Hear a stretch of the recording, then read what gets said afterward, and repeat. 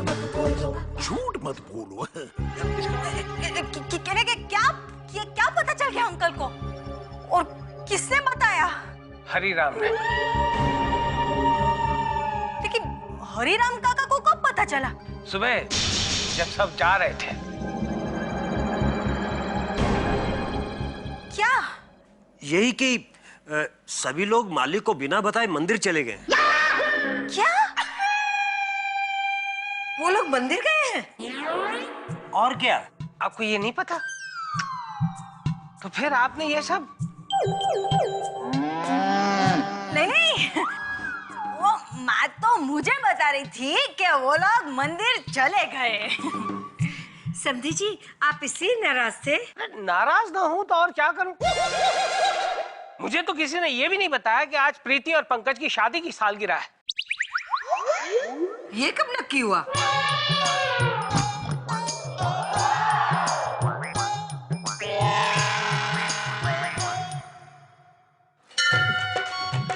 विराजिए, भगवान के दर्शन कीजिए।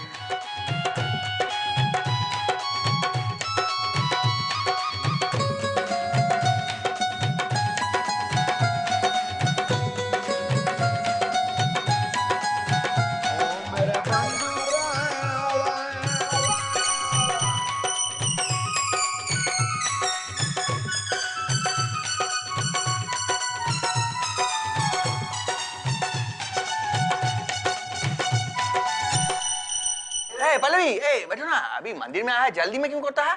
अच्छे से प्रणाम करो भगवान जी को, ऐसा हाथ जोड़ो, ऐसा लंबा, उसके बाद ऐसे झुको, हाँ झुको झुको, करो करो करो, हाँ करो।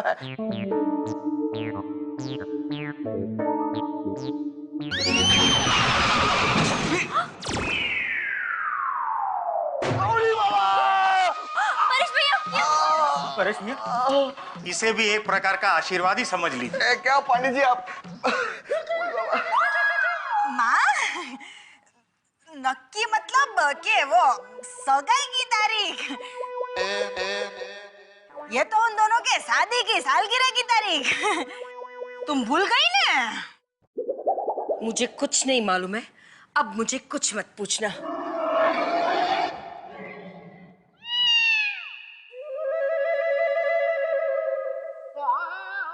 मैं भी नाराज हो गई ना अंकल की तरह, क्योंकि तुम्हें भी किसी ने मंदिर जाने के लिए नहीं पूछा है ना? समधन जी, आपको तो नाराज होना ही चाहिए। सब मंदिर चले गए बिना बताए। अरे जॉइंट फैमिली का क्या मतलब होता है? मैं बहुत नाराज हूँ। आने दो सबको मंदिर से, किसी से बात नहीं करने वाला। मैं भी।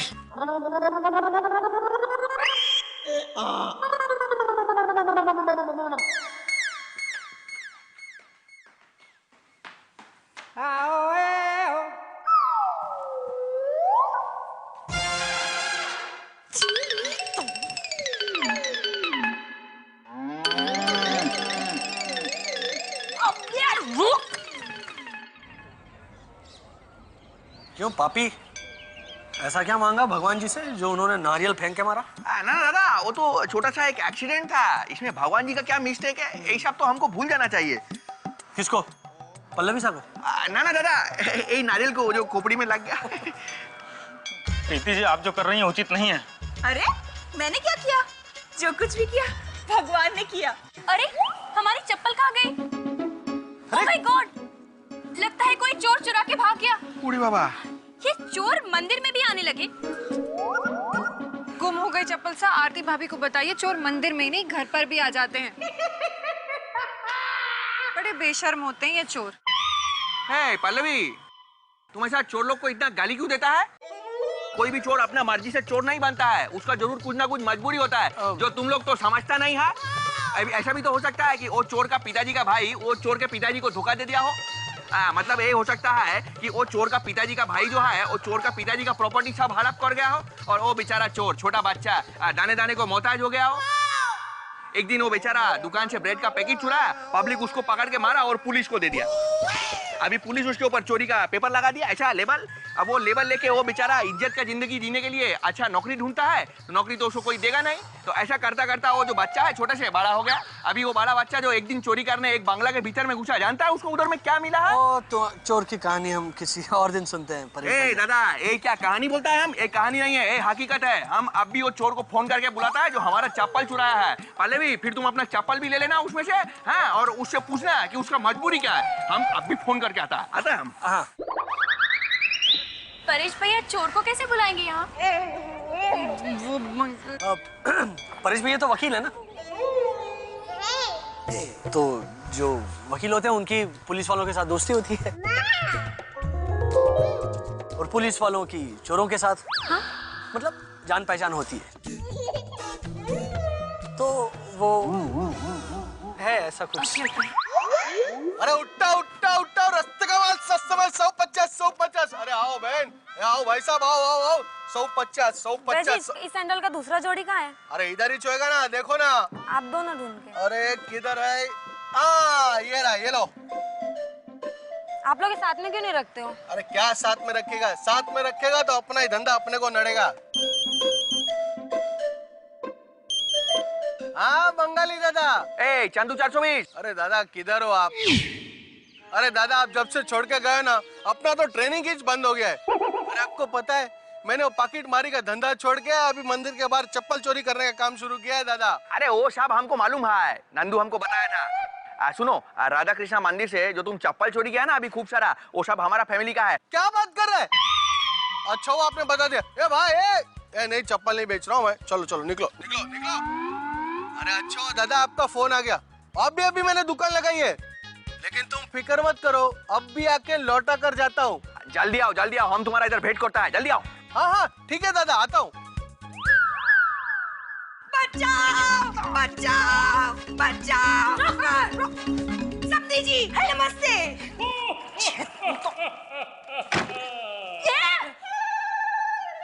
क्या रही है तू? एक कदम भी आगे बढ़ी ना तो मैं इसके ऊपर कूद करके बेड तोड़ दूंगी। ओके, लेकिन मेरे को एक बात बोल, वो अंकल के सामने अपना मुंह खोलने की क्या जरूरत थी? हाँ, उल्टा चोर कोतवाल को डांटे। वो लोग मुझे बिना बताए चले गए तो गलती उनकी है? तो मेरे को आके पूछने का था ना। तू है कौन? हाँ क्या बोली? अच्छा जानते, दूसरी बात करते हैं। मैं जब भी नाटक करती थी ना तो टिकट के विंडो पर आकर ना लोग ऐसे पूछते थे कि ये नाटक में दामिनी देवी दीवान है, तभी टिकट खरीदते थे। अबे वो चेक कर रहे थे, अगर तू नाटक में नहीं होगी ना तो ही शो देखेंगे। गुस्ताख लड़की, तूने हमारी तौहीन करने की हिम्मत की? सिपाहियों, इसे कारागार में बंद किया जाए और हमारे हुक्म की तामील की जाए। हैं? अबे भाई इधर हिंदी के वांदे है, तू तामिल की किधर मान रही है? सिपाहियों, ये बॉस अब एक और कदम आगे बढ़ेगी ना तो वार्ड बॉय को आके हॉस्पिटल लेकर जाना पड़ेगा तेरे को। अभी चुपचाप इधर खड़े रह।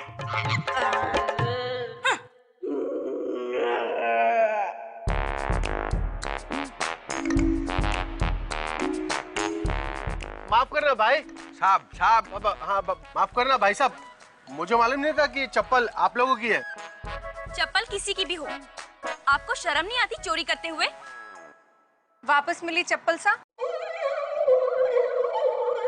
इन सब से कहिए चोरों का कोई ईमान धर्म नहीं होता। राम नाम जपना, पराया माल अपना। कोई भी नई पराई चीज में इनका ध्यान लगा रहता है। ऐसा क्यों बोलता है तुम? हम तुमको बोला ना चोर का कुछ ना कुछ मजबूरी होता है, इसका भी मजबूरी होगा। हाँ क्या भैया, तुम्हारी क्या मजबूरी है? आदत साहब, आदत से मजबूर हूँ। बचपन से चोरी करने की आदत पड़ गई है। बाप ने पढ़ने के लिए स्कूल में रखा तो उधर एग्जाम में चोरी करते हुए पकड़ा गया। फिर एक जगह नौकरी पे लगा तो उधर गले में से पैसा चोरी करते हुए पकड़ा गया। फिर मेरे को लगा कि अपनी लाइफ आराम से तो ही कटेगी जब मैं चोरी को फुल टाइम बिजनेस बना लूंगा। फिर क्या था, अपनी तो ऐश थी, किसका भी सामान किधर से भी उठा और किसी को भी बेच दिया। टूटे हुए नारियल सा? तो ये है इनकी मजबूरी। अरे कुछ भी है, उसका मजबूरी तो है, आदत तो है, तो आदत है, मजबूर है। आदत कोई मजबूरी नहीं होती जिसका सहारा लेकर ऐसा घटिया काम किया जाए। अपूर्व, तुम पुलिस को फोन करो, इसे हम जेल भेज देते हैं। साहब नहीं, पुलिस को फोन करने की क्या जरूरत है? मतलब पुलिस को फोन कर भी सकते हैं, लेकिन क्या कि पिताजी बीच में हैं तो। मतलब? नहीं, मतलब क्या कि पिताजी हमेशा कहते हैं ना कि बुराई को मारो, बुरे को मत मारो। ओके। ओ भाई, ये तुम चोरी चकारी का काम छोड़ क्यों नहीं देते यार? अरे लाइफ सुधर जाएगी। हाँ साहब, वो तो दिख रहा है। क्या बोला? चोर सुधर जाए तो अच्छे कपड़े पहनने को मिलते हैं, अच्छे घर में रहने को मिलता है। हम समझ गए साहब, धंधे की कसम, मैं भी कोई ईमानदारी वाला काम ढूंढ निकालूंगा। Very good, very good. अगर मुझे भी कोई अच्छी फैमिली मिल जाए तो। फैमिली मिल जाए मतलब? ना, उसका मतलब है कि इसको भी अगर अच्छा फैमिली में नौकरी मिल गया होता, कोई पढ़ा लिखा लोग के साथ उठता बैठता तो इंसान बन जाता ना। वैसा ढूंढेगा, तुम्हारे लिए नौकरी ढूंढेगा अगर हमको मिलेगा तो। अभी चलो निकलो इधर से। अरे चोरी करना छोड़ दो। छोड़ दूंगा साहब, छोड़ दूंगा। चलो, चप्पल मिल गई, आशीर्वाद मिल गया, अब घर चले। चलो ना, चलो चलता है।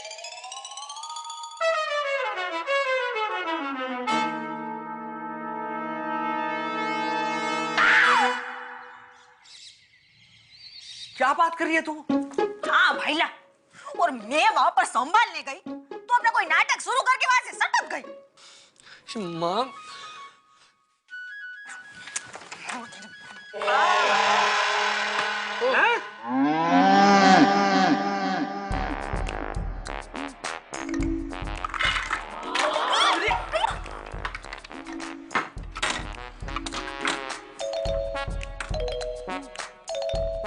खड़े रहो, इधर खड़े रहो, आओ यहाँ।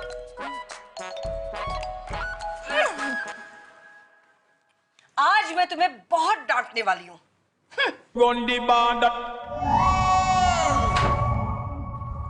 तुम लोग इस तरह से बचपना करते रहोगे ना तो मैं ना तुम्हारी जिम्मेदारी लेने वाली नहीं हूँ, बोल देती हूँ। हाँ, हमें मुसीबत में डालने के अलावा आपने कौन सी जिम्मेदारियां निभाई हैं आज तक? इस तरह से मस्का मारने से मेरा गुस्सा शांत नहीं होने वाला है, समझ गए? I am love. You are love. क्या इस तरह से चोरी करते हुए पकड़े गए दो बच्चों की तरह ऐसे मुंह लटका कर खड़े रहोगे ना तो कुछ नहीं होने वाला है। मुझे मत देखो, ये व्हाइट बोर्ड को देखो, बोर्ड को।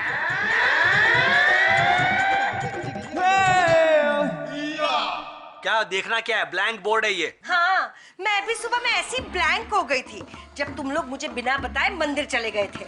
वो तो अच्छा हुआ कि इतने वर्षों के अभिनय का अनुभव काम आया, वरना क्या होता तुम लोगों का।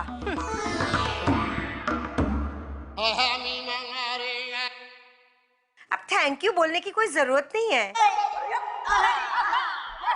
मेरे सामने इस तरह से मत देखो, ये व्हाइट बोर्ड को देखो।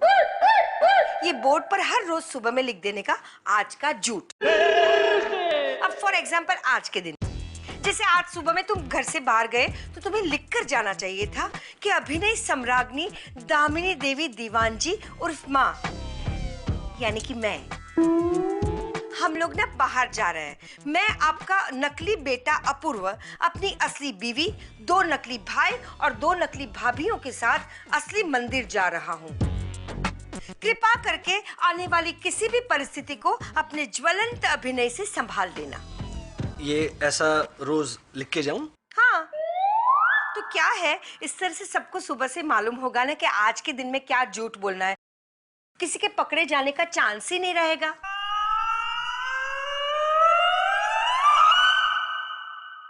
और अगर ये बोर्ड अंकल या आरती इन दोनों में से किसी ने देख लिया तो? अब मुझे पता ही था कि तुम ये सवाल जरूर पूछोगे। अच्छा है, जवाब है। Very good. तुमको क्या लगता है मैं बुद्धू हूँ क्या कि ये सवाल के बारे में नहीं सोचूंगी? अब देखो, ये जो सारा लिखा है ना उसके नीचे ही हम लिख देंगे कि ये ऊपर लिखी हुई सारी बातें झूठ है। तो आरती और समधी जी जब इसे देखेंगे तो झूठ समझकर मानेंगे ही नहीं। मान लीजिए किसी दिन आपने नोटिस पढ़ ली और आपने कहा कि अरे नीचे तो लिखा था कि सब झूठ है, इसलिए मैंने यकीन नहीं किया, तो? Okay, everybody, take 5. बात में पॉइंट तो है, लेकिन हमें उसके नीचे ही लिख देंगे कि दामिनी देवी दीवान इसे सच माने। और वो अभिनय सम्राज्ञी? ये बोर्ड छोटा है ना, नीचे जगह दिखती है नहीं है ना, एक बार ऊपर लिख दिया वो ठीक है मेरे लिए। तो कैसा लगा मेरा ये बोर्ड का आइडिया?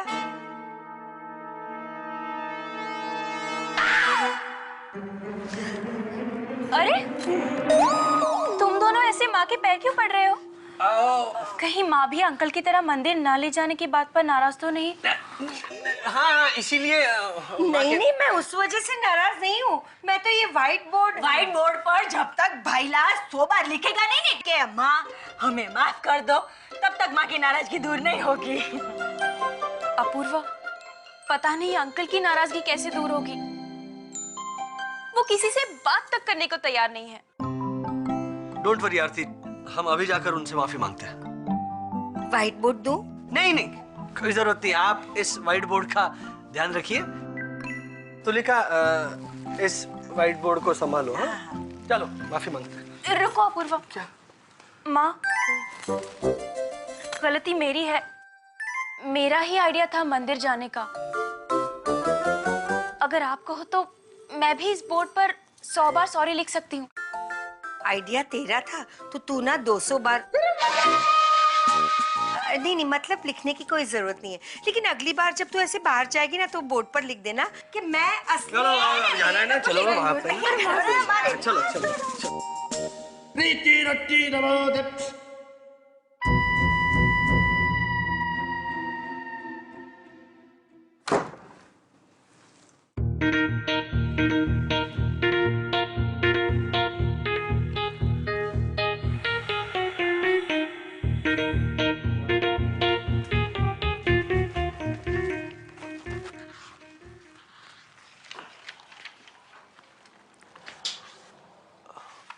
अंकल, मुझे कोई सफाई नहीं चाहिए और मैं तुमसे नाराज भी नहीं हूं।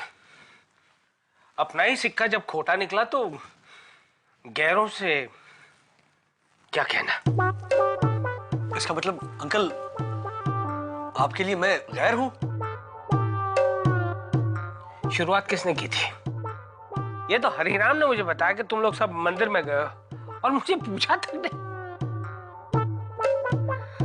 तुम लोगों को अंदाजा नहीं है मेरे दिल पर उस वक्त क्या गुजर रही थी। मैं समझ सकता हूं अंकल, आपके दिल पर क्या बीती होगी, लेकिन बात यह है कि आज शाम को हम सब ने मिलकर प्रीति भाभी और पंकज भैया के लिए एक सरप्राइज पार्टी अरेंज की है। अच्छा जी, ये बात भी किसी ने मुझे बताई नहीं। सुनिए तो सही, और उस सरप्राइज पार्टी के सरप्राइज गेस्ट होंगे आप होंगे। ये मुझे किसी ने बताया क्यों नहीं? अंकल सुनिए तो। हाँ। इसीलिए हम आपको मंदिर नहीं लेकर गए, वरना सरप्राइज का क्या मजा रहता, बताइए। तुम सच कह रहे हो? अंकल मैंने कभी झूठ कहा है? ओह, तो ये मेरी गलती है। सॉरी बेटा, मैंने तुम लोगों को गलत समझा। इससे पहले हरिराम की वजह से वो दाल ढोकली वाला सरप्राइज खराब हो गया और इस बार मैंने मेरी वजह से अपना ही सरप्राइज खराब कर दिया। एनीवे, मैं बहुत खुश हूँ कि हम लोग उन्हें सरप्राइज पार्टी दे रहे हैं। कितना मजा आएगा। उनकी एनिवर्सरी की पार्टी और मैं उसमें सरप्राइज गेस्ट। यस। अपूर्वा ने अंकल से झूठ क्यों कहा?